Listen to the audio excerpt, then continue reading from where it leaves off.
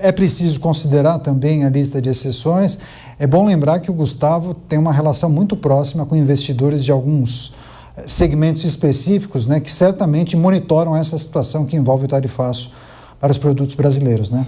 O que a gente sente uma diferença em relação à negociação e o contato com o governo? Nos Estados Unidos, nós temos instituído o papel do lobista, né? Então, existem lobistas de carteirinha. Então, eles atendem interesses para certas indústrias, para certas empresas, para certos setores. E eu acredito que isso tem facilitado em muitas exceções que a gente recebeu agora nesses últimos dias, que vieram mais pelo lado americano do que pelo lado brasileiro. Aqui no Brasil nós temos diversas associações, sindicatos, empresas que têm acesso ao governo federal, mas o que nos parece realmente o problema está no lado americano, na comunicação com o governo americano. Então, o que eu acho é que as empresas brasileiras, depois que a gente passou pela época de Covid, nós tínhamos que entender como esses eventos aleatórios podem acontecer a qualquer momento. E essas empresas brasileiras começar a ter mais proximidade com essa geopolítica instável que nós estamos tendo, né? Porque hoje em dia nós temos o Trump, mas amanhã a gente pode ter alguém com uma ideia ainda mais complexa do que essa, podemos ter uma pandemia. Então eu acho que tudo isso serve para as empresas brasileiras se prepararem para momentos adversos. Eu acredito que realmente essas tarifas vamos ter mais exceções, não vamos ter esse volume, esse problema desse tamanho, mas eu acho que fica a lição de casa para nós, como brasileiros, nos prepararmos para próximos eventos aleatórios que vão aparecer sem sombra de dúvida. Dado que a gente ainda tem muito tempo do governo Trump e também ano que vem nós vamos ter eleição aqui no Brasil. Então, mais instabilidade está para vir no mercado brasileiro. A gente não vai ter calma a partir da negociação dessas tarifas. No ano que vem a gente vai ter mais volatilidade, com certeza no mercado interno, e não sabemos no mercado externo. Agora, Juliana, para além da manifestação de Donald Trump nesta sexta-feira e a resposta do presidente Lula, sinalizando que muito possivelmente eles devem conversar, manter contato nos próximos dias, o vice-presidente Geraldo Alckmin tinha assumido o papel de negociador, de articulador, tratando inclusive com algumas autoridades dos Estados Unidos. Daí ontem ele concedeu entrevista para alguns veículos, dizendo que a partir da implementação da tarifa é que as negociações começarão de fato. E aí é preciso olhar para, se não ineficiência, talvez para a decepção de alguns grupos que puxaram para si essa responsabilidade na tentativa de destravar, né? Não só o chanceler Mauro Vieira, uma comitiva de senadores foi aos Estados Unidos, alguns governadores também trataram dessas questões, principalmente o de São Paulo, Tarcísio de Freitas, enfim. Há vários movimentos, várias frentes tentando encontrar caminhos aí para destravar essa questão, tentar negociar, diminuir a tarifação. Em algum momento disseram a possibilidade de adiamento. Pois bem, não surtiu efeito. E aí o presidente Lula deu aquela declaração dizendo, bom, não respondem aos nossos comunicados. A partir dessa sinalização, a gente pode apostar em uma nova dinâmica de negociação? Quando você questiona o uso do mecanismo para objetivos não muito claros, né? Talvez objetivos velados, de que maneira essa negociação deve avançar? Tratando de maneira única e exclusiva dos aspectos econômicos e comerciais? Você acha que há possibilidade também de eles debaterem outras questões para além das comerciais? Não parece fazer sentido, né? Não parece fazer sentido, mas a gente também tem que colocar dentro dessa história que muitas coisas, né, dentro do tarifaço também acabam destoando, né, das percepções iniciais. Acho que pode acontecer, sim, de outras questões acabarem emergindo. No entanto, acho que é importante que nesse momento a gente consiga ou tenha muito em mente, né, dado que esse canal está sendo aberto, que a gente tente negociar de uma forma técnica uma forma de mitigar, de reduzir os impactos para a economia brasileira. Que hoje não são pouco significativos, né? E isso é muito justificável, inclusive até o papel do próprio governador aqui de São Paulo. São Paulo seria um dos estados mais prejudicados dentro dessa história. Mas a gente realmente não viu grande êxito nem na comitiva de senadores. A gente, na verdade, viu muito mais empresas e o empresariado em si tendo, inclusive, alguns muito mais acesso do que o próprio governo brasileiro, que foi uma coisa que chamou muito a atenção, né? Alguns empresários, inclusive, tendo acesso a vários ministros, né? E o Brasil aqui, os senadores, recebendo nãos consecutivos ali, né? Não conseguindo realmente chegar nesses senadores para tentar um caminho mais diplomático.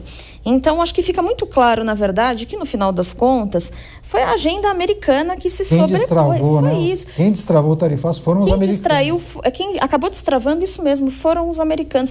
Foi a agenda americana, foi o interesse americano, o que faz muito sentido dentro dessa história, porque, claro, a economia americana sofre bastante o impacto desse tarifaço, né? Existe uma pressão inflacionária que se instala dentro da economia americana, junto dessa pressão inflacionária, toda uma onda de incertezas, de volatilidades que se espalham pelo mercado e acabam, inclusive, eventualmente não num curto prazo, mas ao longo do tempo, levando efeitos a outros parceiros comerciais que também prejudicam essa dinâmica econômica.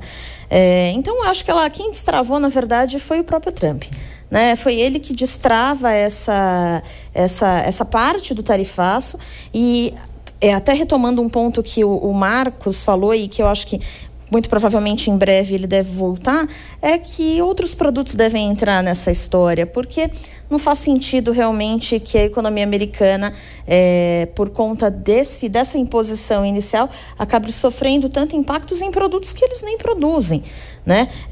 Agora, existe toda a questão da indústria que eu particularmente fico na dúvida o quanto que o objetivo de reindustrialização e de retorno, né, da indústria que o Donald Trump entende ser estratégico, de fato acontece num contexto em que a racionalidade pode superar essas questões ideológicas.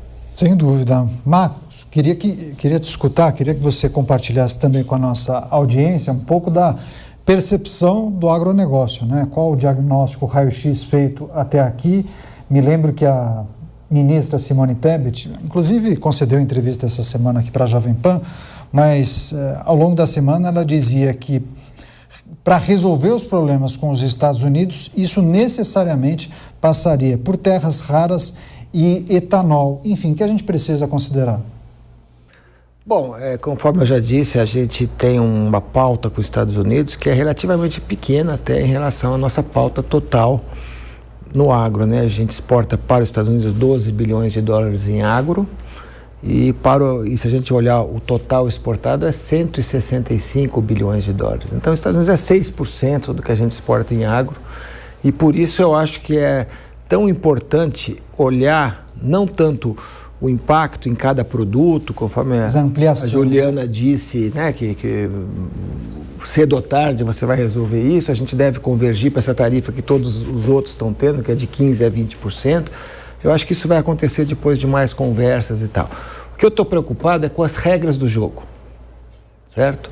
Porque as instituições são as regras do jogo, as organizações são os jogadores.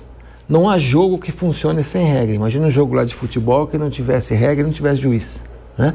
O que a gente está vendo com o Trump é um sistema unilateral, né? Ou seja, ele unilateralmente levanta suas tarifas e inicia uma negociação com cada país.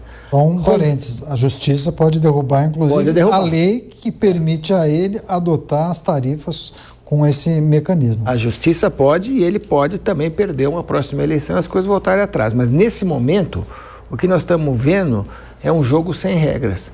E curiosamente, as regras que existem há bastante tempo são as regras da Organização Mundial de Comércio, que foram criadas pelos Estados Unidos e pela Europa, e que estabelecem, por exemplo, a cláusula da nação mais favorecida e a tarifa consolidada. Todos os 165 membros, inclusive o Brasil e os Estados Unidos, têm que consolidar na OMC uma tarifa máxima que eles vão praticar, tem a tarifa efetiva que eles praticam, e se eles reduzirem a tarifa para um parceiro, eles têm que reduzir para todos os demais.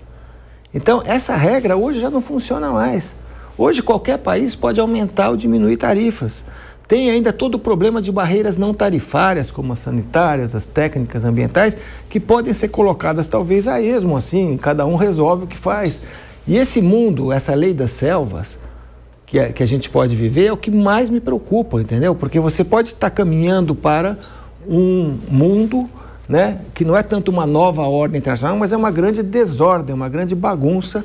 E isso eu acho que para o agronegócio é muito crítico, porque como a gente exporta 30%, 40% do que a gente produz aqui no Brasil, a gente exporta para 200 países, para os 5 continentes, imagina se cada país de repente resolve mudar ao seu bel prazer uma tarifa ou colocar uma barreira não tarifária.